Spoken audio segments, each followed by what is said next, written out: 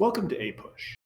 Okay, so here are your objectives for today. Take a moment to take note of them because by the end of the lesson, you should be able to cover this. So, of course, as you remember, we divide up American politics into party systems, this battle between two parties for political supremacy within the United States. The Federalists and the Republicans are gone, the Democrats have risen, but we don't yet have a second party to challenge them, so we're going to get that second party today. The election of 1836 somewhat kicks off the second party system, although not completely. Jackson, of course, can't run for a second term because of Washington's precedent that he set against more than 2 terms. And so Jackson is going to fade into the background and be replaced by his Secretary of State and then Vice President, Martin Van Buren. Here we see Jackson riding Van Buren like a horse. The opponents to Van Buren, and there are going to be a couple of them, are all going to be members of a political party called the Whigs, which we're going to get into shortly. But at this point, as you can see, Martin Van Buren is not racing against one Whig candidate, but he's racing against 4, which is never a good idea. You see, the Whigs each nominated a regional candidate, and so that split the vote 4 ways, and we know how this is going to end. Honestly, it might not have even mattered because Andrew Jackson is incredibly popular, and we see him here carrying Van Buren to the Capitol on his back. So here's your electoral result. Obviously, pause and take it in. But we see a couple different things here, or a couple of different things should jump out at you immediately. Obviously, the Whigs have a significant portion of the popular vote, but splitting, of course, regionally makes it really problematic. You might notice a couple faces or a couple names to recognize here. William Henry Harrison, the hero of Tippecanoe, was running as a Whig, and Daniel Webster of Massachusetts is also running. So Van Buren moves into the White House relatively easily, riding on Jackson's coattails, and so the little magician gets his own time to the center stage. And quite frankly, he's fine. He's fine. He's facing growing opposition, and so just like as other political parties solidify, it becomes more difficult to pass your agenda. And the way that John Quincy Adams was elected meant that he couldn't get a lot done. Van Buren faces the same thing as the Whig Party starts to solidify. And what you start seeing is all of the disaffected enemies of Jackson start to flow into the Whig Party, and now we've got 2 parties again. We've got the Democrats, who are somewhat like Jeffersonian Republicans, and the Whigs, who are like neo-federalists, kind of. Obviously, some differences here, but one is stronger government, promoting economic growth through banks and things like that, urbanization. The other is small agrarian farmers, anti-bank, anti-central government. Hopefully, these platforms sound somewhat familiar. The Whigs tried to tap into a new group of voters, the workers.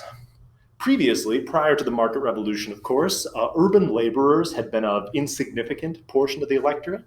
But with the market revolution significantly expanding American industry, they're going to become a much more important political force.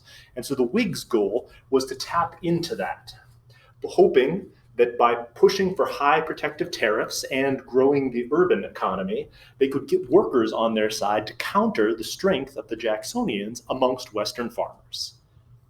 They did this, of course, by talking about things like not promoting westward expansion, as we see here, no expansion of slavery, and talking about a high protective tariff, which, of course, protects American workers.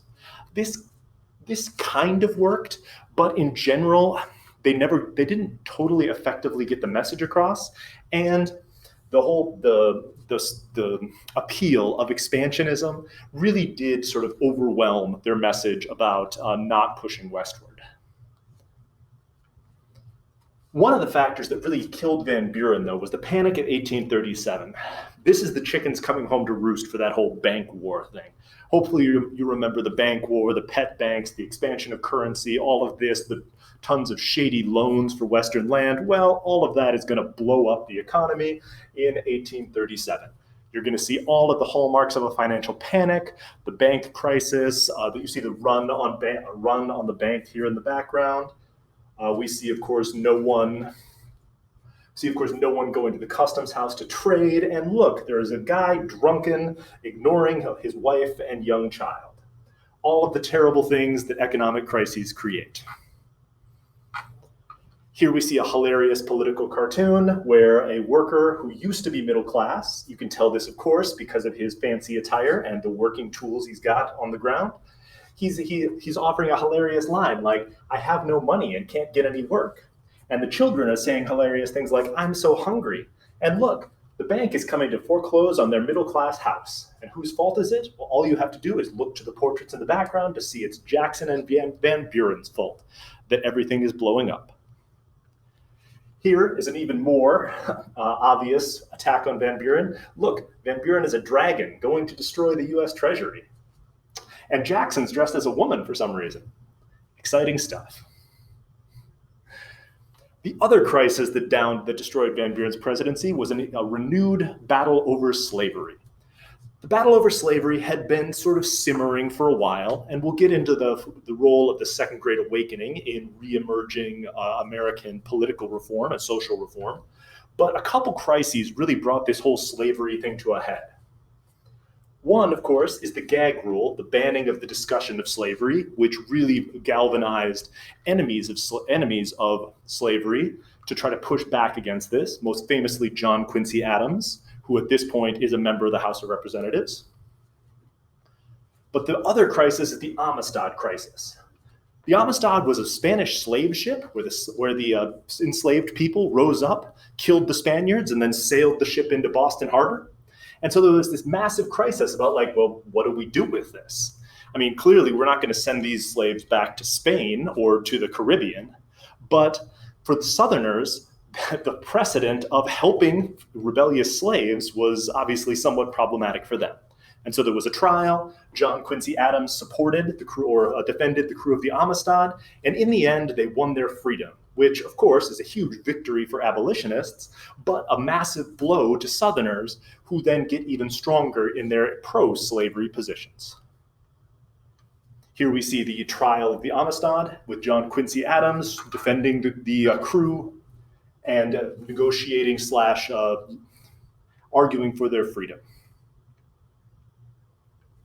And here we go, pro-freedom or pro-abolitionist propaganda. So for the election of 1840, Martin Van Buren's going to run, but he's going to run into the buzzsaw that is William Henry Harrison. You see, the Whigs had been following and watching and learning from the Democratic playbook, and they're gonna pull out all the stops and more or less run their own populist war hero candidate. So here is William Henry Harrison being ridden by all of our Whigs. And what they're making fun of here is, of course, the fact that Harrison, based on the fact that he's a slave owner, he's a popular general, he's a Western farmer, he then moved to the West and was a farmer. He has all of the characteristics of a Democrat, but here he is being ridden by the Whig Party to power. And so there was some real question as far as like, what are William Henry Harrison's actual ambitions versus to what extent is he simply a puppet of Henry Clay and the Whig establishment? But the Whigs ran their candidate and ran an amazing campaign, highlighting a couple different things. One, the Battle of Tippecanoe. Remember how many Native Americans William Henry Harrison killed at the Battle of Tippecanoe? He should probably be president. The Tyler 2 part is John Tyler of Virginia was actually a Democrat who they put on the ticket in order to try to get Southern votes. And so you've got a Whig presidential candidate with a Democrat vice presidential candidate, which is interesting. They also have a little log cabin here as in the advertisement in order to emphasize the fact that William Henry Harrison was born in a log cabin. Of course, William Henry Harrison was not born in a log cabin, but if we say it enough times, maybe it becomes true. We'll see if it works. Here's William Henry Harrison next to a log cabin, emphasizing how he was a poor Western farmer and not a wealthy Virginian slave owner.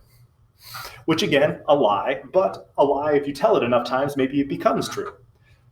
This campaign is known as the Log Cabin Campaign because of the massive use of the log cabin as an image, and the fact that the Whigs used fake log cabins and barrels of hard cider to hold massive rallies and try to emphasize the fact that William Henry Harrison is a common man just like you. He grew up in a log cabin just like you grew up in. He likes to get drunk on hard cider just like you like to get drunk on hard cider. You should definitely vote for him. He's a common man. They use this to contrast with Martin Van Buren, who is clearly not in favor of hard cider. Here, William Martin Van Buren is surrounded by a series of log cabins and apparently summoning a witch. I'm sure that's what he did. I'm sure that's what he spent his spare time doing. In this one, William Henry Harrison, in this one, Martin Van Buren is weighed down by his terrible economic policy and trying to climb over log cabins to the White House. And in my absolute favorite one, here's Martin Van Buren happy drinking a glass of fancy champagne. And here's Martin Van Buren very upset drinking a cup of hard cider like you like to drink. You should definitely vote for William Henry Harrison and hard cider. And here's Martin Van Buren trapped in a log cabin with Jackson trying to free him and the chimney plugged with a barrel of hard cider, just in case you didn't miss any of this symbolism. And so the end result of all this is, of course, William Henry Harrison's going to be president. Who doesn't like log cabins and hard cider? And so with a margin of 80% of the electoral vote to 20% of the electoral vote, William Henry Harrison becomes president and the Whigs get their first candidate. And man, he's going to be a great one.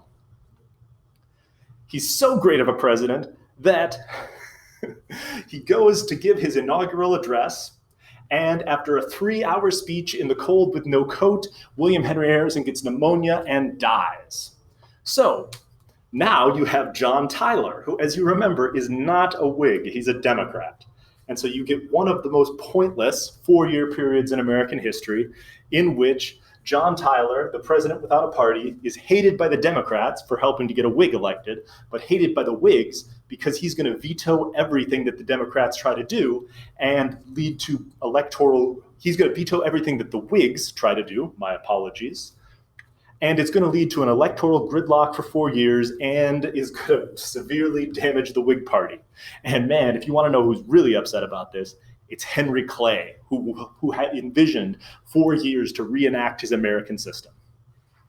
In fact, the only thing Tyler gets passed is something called the Preemption Act, which is not important at all, but we mention it because I like to say something about the platform of each president. So the Preemption Act allowed people who were squatting on Western land to purchase it legally. Yay! So here's some happy farmers now able to purchase the land that they have been squatting on illegally. The only other thing Tyler is really responsible for is he starts strongly pushing for the annexation of Texas, which, as we mentioned earlier, is a province of Mexico that has theoretically declared itself independent, but Mexico doesn't recognize that independence, and we'll tell that story later. Tyler, of course, wanted Texas in because it's south of the Missouri Compromise line and therefore could be brought in as a slave state. Plus, slavery had been strongly established there. And so Tyler envisioned new slave states coming in order to grow the power of the South. The other issue that we need to briefly touch on is increasing immigration, because as we move into the 1840s, political instability in Europe starts to lead to a flood of new immigrants coming in, especially from places like Ireland and Germany.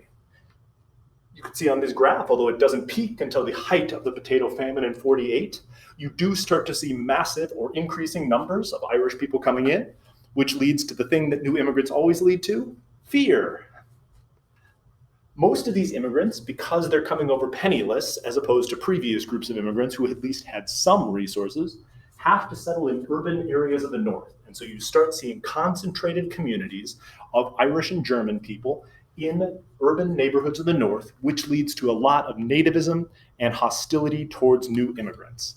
And so just like we were once terrified of French immigration, now we're terrified of Irish immigration. And in the future, as new groups of immigrants come, we could be terrified of them. Because the Irish are too different from us to ever become real Americans. I mean, seriously, how could they possibly be integrated into society? I just don't see it happening. And there were anti-race riots in places like Philadelphia, which we'll talk more about later when we get more completely into nativism. And with that, we return to our objectives. So hopefully you can answer these questions in a somewhat substantive manner, and we'll be discussing them when we come back in class.